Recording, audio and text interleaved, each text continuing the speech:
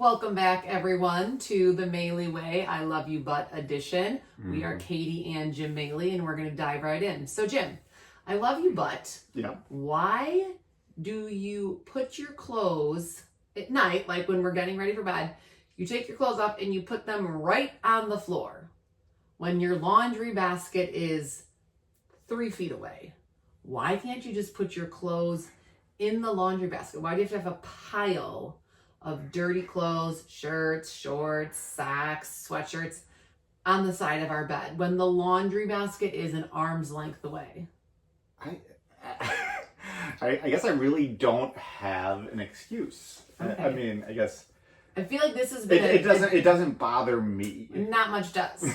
So this has been like a decade-old argument. Yeah. Of I just want you to put your clothes in the laundry bin, because there are times when, I'm getting up and I trip over your clothes, or our kids are coming into our room, or they're getting off the bed and they trip into your clothes. And like, all I need is to tear my ACL on a pile of dirty socks. Well, when the laundry basket is right there. Yeah, I should do a better job of that. But like, as I always say about stuff like this, isn't it like one of those idiosyncrasies about me that, like, God forbid that I passed, you would miss that about me.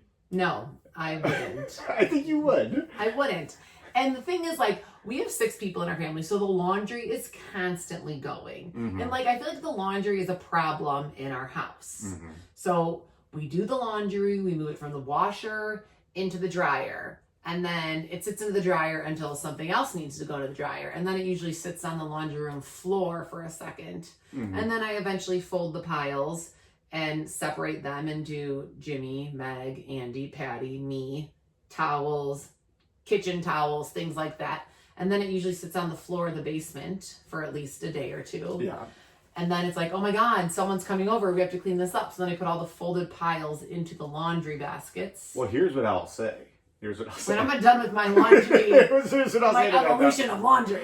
Here's what I'll say to that, though. Like, let's teach Jimmy and Meg. There's too many people to do that. Okay. No, well, I can barely survive doing me doing it all together. That would be a huge waste of time if we had our kids do that. Maybe not yet. And then they stay in the laundry baskets, and then I eventually move the laundry baskets upstairs into our room. And then I eventually take the piles out of the laundry basket and put the piles on the floor in their rooms. And then it's like 2 weeks later, the clothes finally go back into their dressers and in their closets. That's okay. Like, we're not... Right. Oh, no, I understand that's okay. But then why do we need to have your pile on the floor when all you need to do is put it right in the laundry bin? Okay, again, this is something that I'll work on. Okay, great. Because I have to say, pretty much every Saturday morning, what are we doing every Saturday morning? Sports, and more sports. I know, but before all that happens. I'm doing the dishes? No. Well, maybe. I don't know. What are we doing? We're searching for their uniforms. Oh, yes. We can never find their uniforms. Our kids never wear the correct color soccer socks. My friend Gina makes fun of me all the time because she's like, you are wearing maroon socks from 3 seasons ago. Like, we can never find their socks. We can never find their jerseys. And half the time they're in one of those laundry baskets that I speak of, or they're still in their dirty laundry, and then the kids wear dirty jerseys, which is fine. I have proposed that let's just make one giant laundry basket of uniforms. Okay, I do like that idea, and I think since you spearheaded that, you should do it. Like, you don't just propose something to the table and then just let it die out. If you're passionate about your sports laundry basket, I think you do that. All right. I think you should definitely. That'll be something that I try to spearhead. Definitely do it. And then the other thing. Wait, do I get I'm not done yet. This is still. Wait. This is still going on. This is the still I love you, but okay. Because, we talk about, how we need to be good examples for our kids, and we need to do things the way that they should be done. And I'm glad you said that because that's going to go right into mine. But go ahead. Okay. Because you sometimes do your little Maley Way lessons. Like if there's someone's been bad, or like you feel like they did something that they all need a talking to, you sit them all down and you tell them, which I like. I do like that. They're usually great lessons, and the kids, I think, understand it, and then they are thinking about it and reflecting on it. But sometimes when you do your Maley Way lessons, this could be an I love you but of mine. I like passive aggressively throw things in there. Like, I think the one that you talk through the kids. Correct. Yeah. So the one that I'm thinking of is, I think I lost my mind about how, you know, we don't really have like a mud room, and we don't have a lot of space when you open our front door. What's a mud room? A mud room is like an area where you would have like hooks for their backpacks and like shoe shelves. And don't we have that? Well, that's just like our front foyer. Well, there's like a specific, like a lot of people room. have it like off of their garage, which our garage is again right in our foyer. But like, I have those little shoe mats that have the little lip on them. So like in the wintertime, you put your boots on the shoe mat. And I think what happened was our kids were not putting their wintry, snowy boots or shoes on the shoe mat, and then like water was getting all over our tile floor. And you like, we're doing a nice Maley Way lesson of, you guys, you need to put your things back where they belong. Mom's going crazy.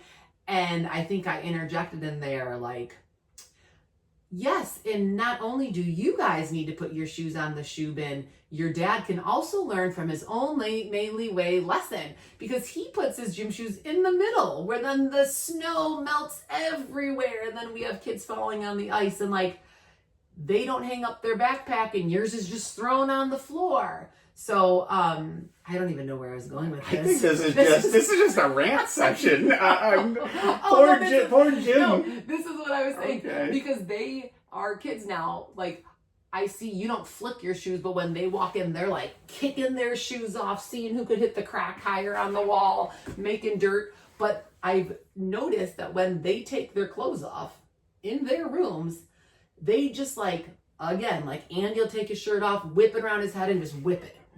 And, you know, he'll like take his shorts off and then kick them. And it's like, what are you doing? Oh, so you think they're getting that from me? I think they're getting that from you. They see you just like put your clothes on the floor, or like you'll take your long sleeve shirt off in their room and then it just stays on their floor for a while. And I think they're like, in their minds, oh, when you're done with dirty clothes, I think you like get points for throwing them.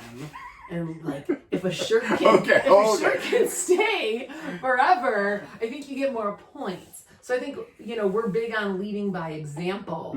And I think we should, and by we, I mean you, in regards to laundry, lead by example. Goes in the laundry bin. Okay. Well, yeah. Shoes go on the shoe mat. I will. Backpacks go on the hook. Okay, I will get better than that. Okay. Okay. Yeah, something to work on. All right, my turn. Okay, so I want you to bear with me on this as I go through it. It's really more for you and our kids for eternity. That's what it's for, and I want you to just listen. Okay. So I love you, but could you please stop saying Jesus Christ in anger? You know, like when God's... I do say it all the time. I know when and I'm not saying I'm that religious. I don't go to church that much. But I do think I follow the principles, and I think you do as well. Except for that one. So, like... I'm taking the Lord's name in vain. So, yeah, like, it's like... And me and Katie have this debate, but like, when God told Moses the 10 Commandments, he didn't say, "Thou shalt not say the F word," or "Thou shalt not say the B word," or "Thou shalt not say the SH word." He said, "Thou shalt not take swears were invented back then. Take the Lord's name in vain." Okay, so. You know, like in terms of commandments, you got an A-. You're at 90%. Okay. I want you to get, and I want our kids to get to 100%, because I don't want to be up in heaven, because we all know I'm going to die earlier because I'm huge and you don't see too many 6'7" guys walking around. I don't want to be up in heaven with Peter at the gates, and then him going through his like a reel of Katie screaming Jesus Christ. And that's not gonna get you into heaven? I'm gonna get you into heaven? No. This is you. Oh, I'm saying when you meet us, I'm already up there. Kate, that's what I said. I'm already up you're there. With Peter waiting for me. We're waiting, and like I'm in. I'm in. I don't want him to cancel you. Okay. Because of all the times maybe Patty spilled some milk, and that resulted in a Jesus Christ thing. I agree. I say it way too much. But would a good alternative be a swear? I've sworn maybe twice. I swear all the time. But in front of our children, I've probably only sworn once or twice, and the one time was on Jimmy's 6th birthday, and he brings it up every single year when he has a birthday. So, like, speaking of the modeling behavior, yes. He still remembers that. He still remembers that. And now he wants to listen to all the Eminem songs, the explicit lyrics, and we don't let him. But that's true. He loves swears, but he doesn't swear. But he loves hearing them. He does. So we did ask our dear friend Megan Duffy, who's a principal at a CPS school. We asked her, what would get you in more trouble? Public school. But go ahead. A public school. Yeah. Saying Jesus Christ or what the hell? And she said, what the hell? Which is also religious affiliation because it's the opposite of heaven. Wait. No. We asked her about like the F word and Jesus Christ. And she said the F word. And I know that would get you in more trouble, but should it?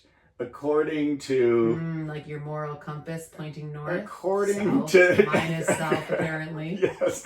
You're at 90%. I'm at 100. Oh, you're at 100. Let me think. All right. I mean, I'm pretty close. I mean, it is bad because our kids have... Meg has said it. When she drops that, she said it. I'm such a big Jesus Christ. Yeah. Or when her brothers are annoying her, she'll be like, I'm trying to watch TV, Jesus Christ, can you keep it down? Which honestly, she's using it contextually. So I'm semi-proud that she can use it contextually, but it does sound worse coming out of like an 8-year-old's mouth. Yeah. Or 7-year-old. She's only 7. Yeah. Yeah. Because I don't swear. No. Ever. But like, do you honestly think saying Jesus Christ is a swear? Well, I mean, according to our God... It is the number one. Is that the number one commandment? I thought it was. Well, no. I'm saying it's the number one swear. It's the only swear. Is the number one treat your neighbor as you want to be treated? I don't. Or is that just the golden rule? I don't know the order. Oh, okay. No, and I don't think that is. That's just the golden rule. Yeah, that's just the golden rule. That's just we do that. We do the golden rule. We do some golden. So maybe we get extra credit for our commandments. So I'm like an A now. No more A minus. I'm just an A. Yeah, but you say it a lot, so maybe you're... I do say it a lot, and I do feel bad. But also, you kind of pride yourself on being an Irishman. And we all know when you go to Ireland, people are saying Jesus, Mary, and Joseph every time. People are saying JC. People are saying really bad words that would definitely get Peter fired up if you're hearing these things. With the bro, you get a pass because you got the brogue. All right, well, I definitely do not have an Irish brogue. I will work on not saying the Lord's name in vain. And just think about it. Like you said that our kids follow me launching the clothes. That's true. I do think they follow you. And let's be honest, they don't really swear. I know Jimmy, I've heard him.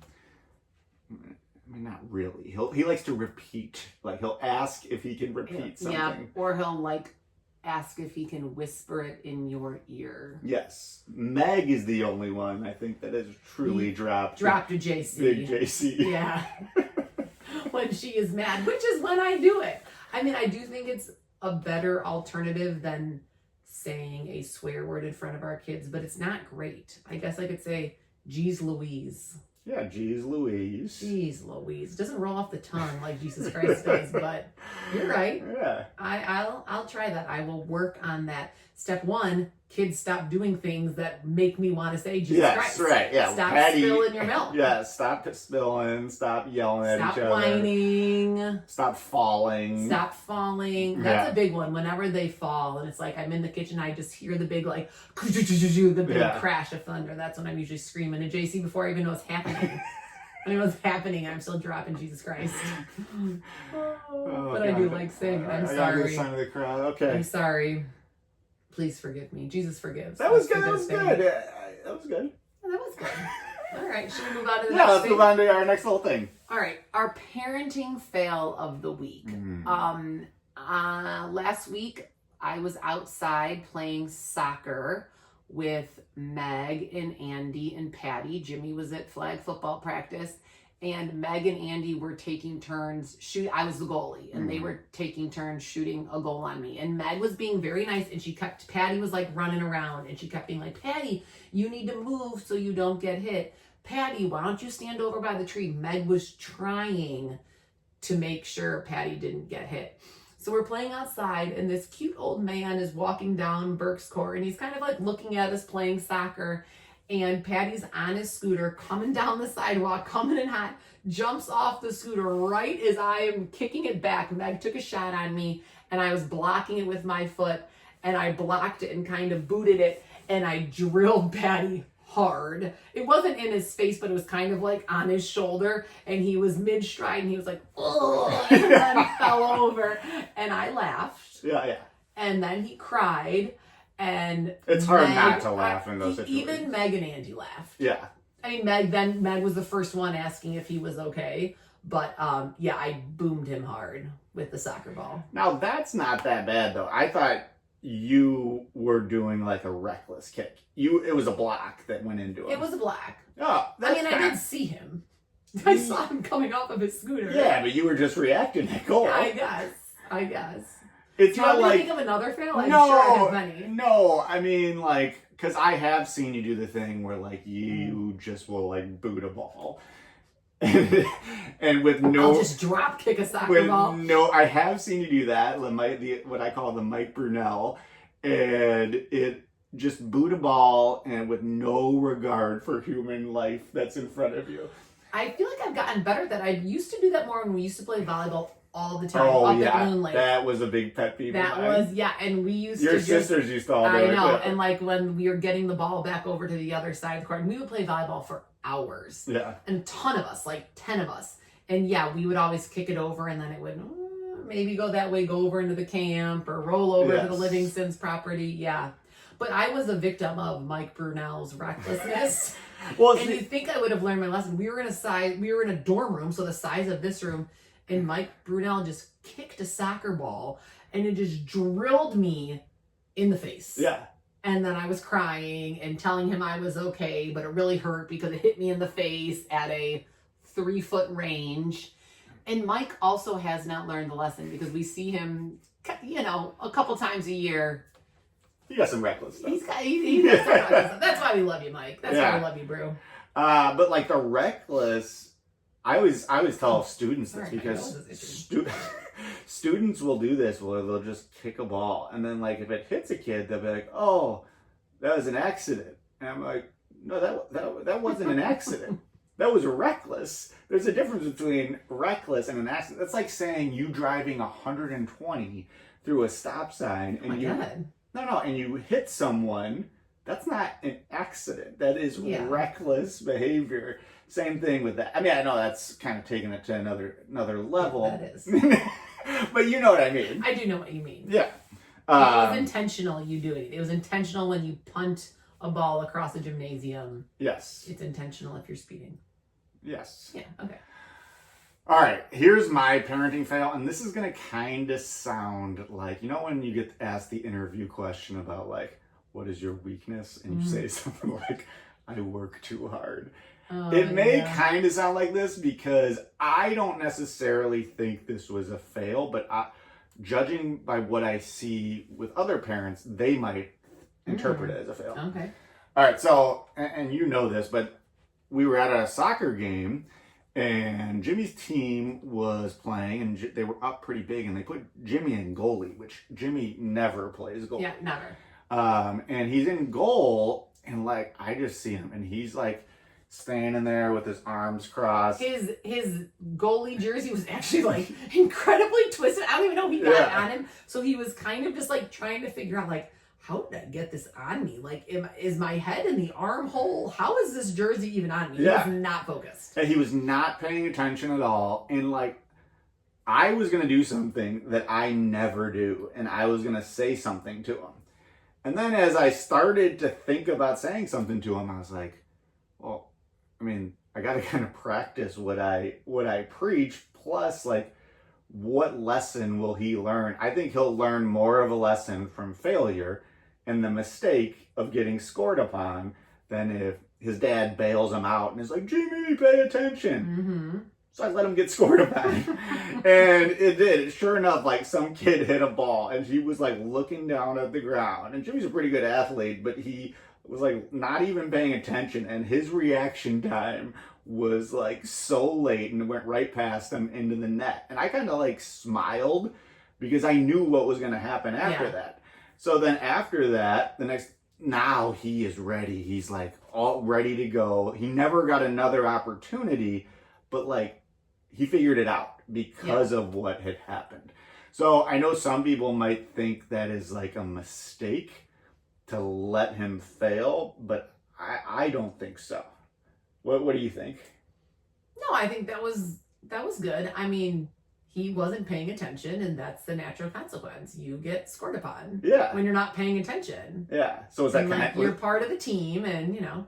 But I know that at other times I hear parents on other teams like screaming stuff at their kid. Like, I don't know. I just think that that's like the best part of sports is like learning through mistakes. Yeah, and in failure. real-time action. Yeah. In real-time action. No prep, no.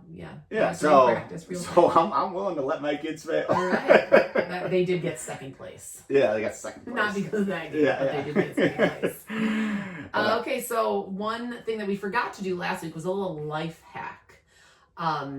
Always love a good life hack. Mm-hmm. And one that I found out, so at Highlands, I never remember late arrivals. I'm always completely shocked when there's a half day. No idea. Sometimes I don't even know if they have a day off on a long weekend. And it's kind of like a funny joke now with a couple different group texts that I'm on where someone will send a text like, PSA, it's a late arrival tomorrow. Because there are so many times when I would drive to school at 8:00 and I'm like, all right, no one's here. Is what's happening? Is there no school today? Oh, it's a late arrival. Well, that would have been good for the parenting fail segment. But it didn't happen. It hasn't happened recently. Yeah, go ahead. That wasn't a parent fail this week. That's, I guess, Jimmy's in 4th grade, so a 4-year fail. And like we kind of joke now, like PSA, tomorrow is a late arrival, or don't forget there's no school. And then my friend Kristen was just telling us that you can, and I'm sure every school website has this on their school calendar, you can just subscribe to the school calendar and it goes directly to your calendar on your iPhone or whatever, Android or whatever you have. So like you can just subscribe to it so that every time you look at your calendar, you just see that there's a late arrival on that day or that there's no school on Friday. I just tried to make plans with my friend Mark, my old coworker, and I was like, oh yeah, I'll come out by you on, next Friday. I'm like, this will be so great. And then I texted him back. I was like, dude, we don't have school. I just found out my kids don't have school. I can't come out to Elgin to visit you. I have kids who don't have school. Sorry. There goes my relaxing morning. Now, how much of a burden though is this on your own calendar? Like, so it's coming onto your calendar. Well, that's what I asked Kristen, and I was like, I don't want to see everything. Like, I don't want to see that there's like a band meeting, and I don't want to see that there's a board meeting. Like, I don't want to see all those things. Yeah. And she said, she did send a screenshot, and she said it's not like the everyday activities, like girls' basketball game 4:30. It's just like the main things of the school. Yeah. So I haven't done it yet, but she did send me a screenshot, and I did go on the website to see how to do it. So I'm hoping that'll be really helpful, and then I don't show up to school when we have an additional 50 minutes. Yeah. Well, do you ever wonder, like, how everything was done with our parents? Like, how they got organized with everything. Honestly, I feel like a paper. So like Highlands is fantastic, and they do a really good job communicating. And Mrs. Magruder always has updates in her emails, but sometimes I don't read, like when her happenings come out on a Thursday or something, like I'm not reading it until 3 or 4 days later when I have a moment, so I missed it. Yeah. So I feel like back in the day, while we were killing thousands of trees with the paper, it was almost better to get the paper in the kids' folder, because I go through our kids' folders every morning to see, like, this is what's coming up on Friday. There is no school. I would have preferred a paper sheet where I can visually see it and then take it and write it on the calendar. Because sometimes even when I'm reading these things from Mrs. Magruder, I'm like in the car line. So I don't even have the calendar at home to write it on. That makes sense. Yeah. But it's funny that you said that, like, how did things happen before? Because I have like a million alarms set in my phone for everything. Like an alarm just went off that I have to send an email for Palms. And if there's not an alarm set, it's not happening. Like I just don't have the brain functioning for that right now. And I was joking around and with some of my girlfriends, and they were like, how did we do this before, like alarm phones to remind you that, you know, you have to go to the X, Y, and Z tonight at 6 o'clock. And when I lived in the city with Katie and Jackie, I had a purple Chevy Lumina, and my whole dashboard was Post-it notes. I remember that. It was Post-it notes for everything. Like bring, you know, like whatever it was. Like I had to bring in a sweet treat for the teachers for like some birthday gathering, or like, don't forget to grab the Spanish dictionaries. And then I'd run back upstairs, grab the dictionaries, and come down. But it was kind of the same thing. Like you just rip it off and throw it away, and the task is done. So I'm hoping that the life hack of subscribing to the kids' calendar, because now that they're getting involved in more things, like I don't always remember to put it on the calendar. Yeah. So hopefully this helps. Yeah. We'll see. You'll figure it out. I think it will. And if not, that's okay. Wait, do I have to have a life? I don't have any life hacks. No. Oh, okay. No, we know. There's no life hacks. So our watch list, we just started watching the show Black Rabbit on Netflix, and we kept seeing it pop up, but like Jim is good in tapping into different shows. I usually like to see the show through. Like if we're watching a show, I kind of want to bang it all out before we start a new show. So we are not quite done with the show Platonic that we are watching and really love. I really like that show. But we just started Black Rabbit with Jude Law and Jason Bateman. It's really good. It's kind of like thriller. Yeah, I mean, I don't really know where it's going to go, but it's taken us 5 nights to watch the first 2 episodes. Yeah, well, I fall asleep, but yeah. And we're not falling asleep because it's bad. I do like we're just agreed. falling asleep because we're exhausted, but yeah, I'm a big Jason Bateman fan. Love Jason I think Bateman. he's very versatile, like because I think he's hilarious. I just like how he delivers his line. Like I always think back, my favorite Jason Bateman role, I know what you're gonna say, was in the movie The Breakup, where he was the friend realtor, and I forget what they were like. He was like they were like in an argument, Jennifer Aniston and Vince Vaughn, and he was like, "This is one of those situations where I would like." Where about the commission. Yeah, where I would like to not take commission. And they were like, oh, and he's like, but unfortunately, legally, I have to. I'm going to take the commission out of the condo. Yeah, but... I would love to not to, but unfortunately, I'm going to have to. But just like his delivery and stuff like that. Now, this is a whole different if Jason there's Bateman. any humor in this one, it's all dark humor. Yeah. Which we're big fans of dark humor. Yeah, no, but it's good, and I think I think it has a lot of potential, although I think it's only a limited series, so it's not something that's going to come back. So this is it. So I'm assuming. So they say. Yeah, so they say, unless. I mean, I feel like a lot of shows start off as that, and then it continues on. Yeah, well, unless if they kill someone off, then. Oh well, that's also God, I guess we don't know how it's going to end. But getting back to Platonic. I do also love Seth Rogen. Hilarious. And I wish I could say which episode, but there is a scene that me and Katie were laughing. Like, it was as hard as I've laughed in a long time. Yes.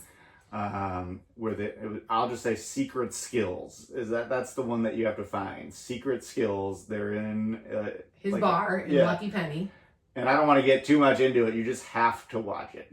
What would be your secret skill? Secret skill. I don't. Like if you were randomly in front of 200 people and everyone's telling you to do your secret skill. Don't speak about my depression. That's not a secret. Yeah.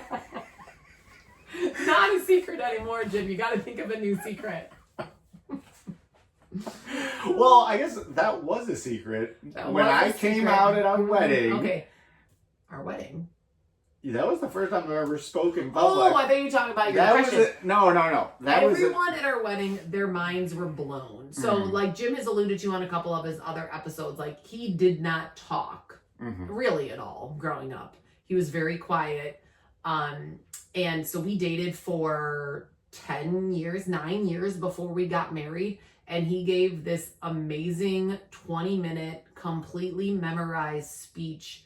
And not only was everyone Jim's favorite line of, he had him laughing, he had him crying and wanting more, which everyone was. But to this day, my aunts and uncles and cousins are like, do you remember it? I mean, I just can't believe at your wedding when Jim talked for 20 straight minutes, and that was more than I had heard him speak in the 11 years you guys were together. So that was a secret skill. Speaking a secret skill. Well, what is your secret skill? I'm glad this is like a nice little aside. Yeah. I think my secret skill is that I can whistle really loud. Oh, yes. Yeah. I had to do that the other day at comms practice for a little hype video we were making. We didn't have a whistle, and I was like, guys, I can do a very high-pitched, loud whistle. Well, I mean, that actually is, as a coach, an extremely important skill to have. Like, I never had it, so I would have to, like, carry the whistle, or I didn't use a whistle.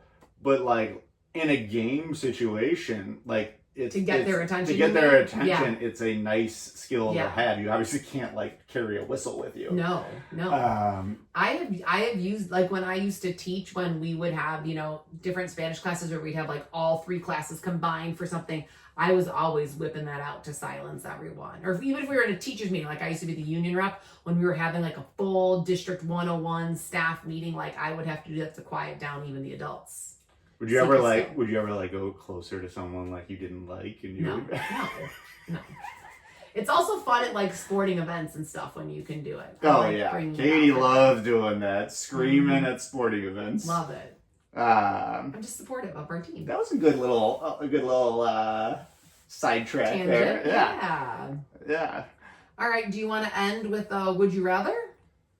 Would you? Is that where we are right now? I think we are. I think so. This is the end. Wow. Okay, so time for bed. Would you rather? I had thought of this one. Would you rather relive our rehearsal dinner and wedding? Oh, love both those. So those 2 days, or the best 2 days of our honeymoon in Greece and Croatia. I think I know what you're going to pick. We did have an amazing honeymoon in Greece and Croatia. Let me for those who don't know. Okay. Because I know there's a lot of people who might be listening. In Croatia, this was definitely one of the days. So in Croatia, my buddy Ivan Tolik, who I actually just spoke to his company, we get to split Croatia and we get a call at the hotel. Like we didn't have cell phones and it was like a hotel. I think he left a message on the room phone. And he was basically like, hey, Jimmy, TJ Parker is a guy I played with at Northwestern, who was also Tony Parker's brother. He's like, hey, Tony and TJ are in town, and so is Eva Longoria. It's like their 5-year wedding anniversary. They're on a yacht. Do you want to go hang out on the yacht? Do you want to go out to eat with them and then go to like a club afterwards? And Katie, of course, like, yes. An immediate yes. I was trying to have Jim iron my hair with a actual iron for clothing because I tried to call the spa and they were like, we don't have any appointments. I wanted to get my hair blown out. Yeah. And so it just became the most surreal night. We had like paparazzi. Katie was all over the Croatian tabloids. We had like security bringing us to the bathroom. Didn't pay for a thing. We had the most massive insane meal with champagne and a million courses. And we just got up and left at the end and walked away. And then we had like some sort of, it wasn't like a black car, because I don't know even what they had in 2010, but it was some sort of transportation from a restaurant to this club where we got to go right in, and it was insane. It was amazing. And it was like something that like people like, I think people had a hard time believing, but then like when it was in like the tabloids. It was in the Croatian tabloids. Yeah. And in People magazine, when Ivan, his buddy, was like, we have to give them a gift. And Jim and I were like, well, we don't have a 5-year wedding anniversary gift. Like, we didn't bring anything. So we got them this watercolor painting of boats in some sea or the harbor or wherever in Split. And in People magazine here in the United States, they did a little story on Tony Parker and Eva Longoria honeymooning. Before you go, for like anyone who's younger, I feel like Tony Parker and Eva Longoria, huge it was like couple. At the time it wasn't as big as Travis Kelce and Taylor Swift, but it was big. But it was big. It was like at the time. Desperate Housewives was huge. He had just won the NBA championship. Yeah. It was for the Spurs. They had a great team. There were other NBA players on the yacht. There were other, but not a lot. It was only like 10 of us. Yeah, TV actors and actresses. I don't remember that one. What was that one? Prison Break. That one really hot guy from Prison Break. I don't remember his name. Easy. But there was that one really hot girl. Yeah, Jennifer Morrison. Yeah, who's from? I think she's from like Arlington Heights. Yeah. We had a great. I mean, it was an insane star-studded night. So that plus that. Maybe when you were hanging with Neil Patrick Harris. Oh, yeah, we met Neil Patrick Harris. That was in Greece. That was in Mykonos. Yeah, which Mykonos was awesome. Okay, so take those two nights. So those 2 nights versus our rehearsal dinner and our wedding. Yeah. I would say our rehearsal dinner and our wedding. That's what I thought you were going to say. Just because I'm around all the that's just 350 closest friends and family members who I loved every minute of that night. And we had my friend Megan Tristano was being our videographer, and that was, a million years ago in 2010. And she had set up the camera for dancing, which anyone who's ever been to a wedding with me knows I will be on the dance floor from the first song till they're doing the very last song. Like, I love dancing at a wedding. And she set up our camera, and she got Jim's whole speech, and it was amazing. And she got the first dance, and then the batteries died because it was 2010 and you had to like change 4 AA batteries. And we had no idea because then she was a guest at the wedding because she was one of my dear friends. But yes, we don't have any footage because like there really weren't. I mean, there were videographers, but it like wasn't a thing back when we got married. Yeah. So I would like to do that night again, and then I'd have those extra AA batteries to relive it. What would you choose? I mean, I did crush the speech. You did crush the speech. But we have that on tape. Yeah, but like the Croatian, that whole thing was so incredible. Just all right, first of all, not only was it incredible, but the chances of that happening. So insane. Like, we are in Split, Croatia, visiting Ivan, and then Tony Park, TJ, like just the chances of that all coming together. It's crazy. Yeah. So I choose that. You would choose that. I love you though. It was I love you, but I choose that. And you had said, like, going to it, you were like, do not ask Eva Longoria about Desperate Housewives. It was in the pinnacle height of that being like the hottest show ever. And I was like, fine, but don't ask Tony Parker about Michael Jordan. 5 minutes into the dinner, we're like drinking all the champagne, and Jim's like asking him stories about Mike, and I'm telling her my favorite episodes of Desperate Housewives. So we didn't really follow on that. But to end, this girl, when we were leaving this club, thought, and I look nothing like Eva Longoria. That night, this girl must have been way drunker than we were because we're leaving this club and this girl comes rushing towards me and she had a digital camera and she was like, Eva, can I get a picture with you? And Jim and I are kind of looking around and I'm like, oh my God, this is the best compliment of my life. This girl thinks I'm Eva Longoria. I look nothing like Eva Longoria. This girl's out of her mind, but I'm like, yeah, sure, come on in. So Jim is taking a picture with a digital camera of me and then this girl is like, wait, can I get my dog? My I dog's remember in the exactly what car. you said. You were like, go get your I was like, dog. go get your dog. I'll wait for you. That girl is going to wake up so disappointed. So disappointed. Like, who is this she'll be like, random? who is this really other beautiful woman? Yeah, who is not Eva Longoria. Yeah. But yeah, that was a great night. That would be my number 2 repeating night, if I could pick both. But I didn't. I chose the wedding and the rehearsal dinner. Yeah. This was good again, Kay. A great other episode. You kind of started off hammering me a little bit, but you warmed up. I have to air my grievances. Yeah. I only get to do this once a week. Yeah. Got them simmering. Yeah. All right. Well, you want to wrap us up? All right. So, everyone remember, your kids are always watching, as is the Lord. So mind all of your actions in front of our wonderful, beautiful children. And we'll see you next week. Because that's The Maley Way. I love you, bud.